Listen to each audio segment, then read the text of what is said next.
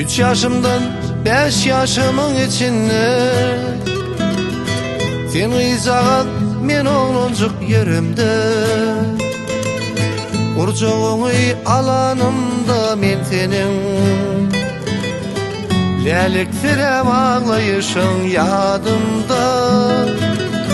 Urcuğunu alanımda men senin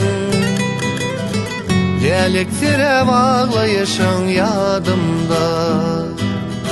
5 yaşımdan 8 yaşın içinde Birinciyimde o kapcık yerimde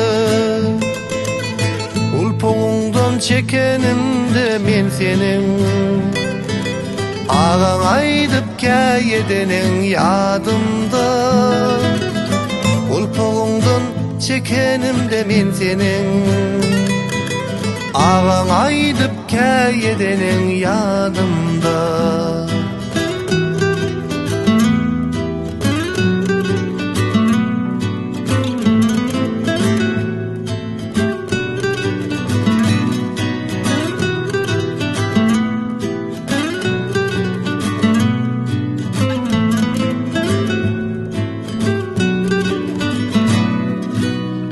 8 yaştan 15 yaşın içinde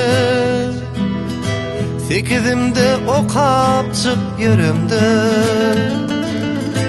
Söyyen gülüm, köyyen gülüm sen üçün Divaydın söylerim yadımda Söyyen gülüm, köyyen gülüm sen üçün Divaydın söylerim yadımda 15 yaştan 18'in içinde Vatan kulluğuna deyip kaydımda Karaşarın ben sana Divaydın söylerim yadımda Karaşarın ben sana Divaydın söylerim yadımda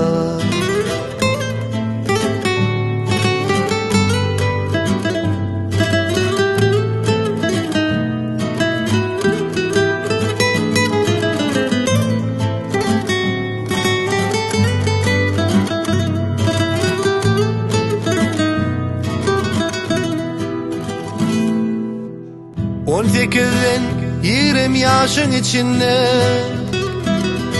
Kulluğumdan kaydı büyük elimde Karamayan, tanamayan sen beni Sebebin özgü tuttu ornumu Karamayan, tanamayan sen beni Sebebin yüzü tuttu ornumu Sebebin yüzü tuttu ornumu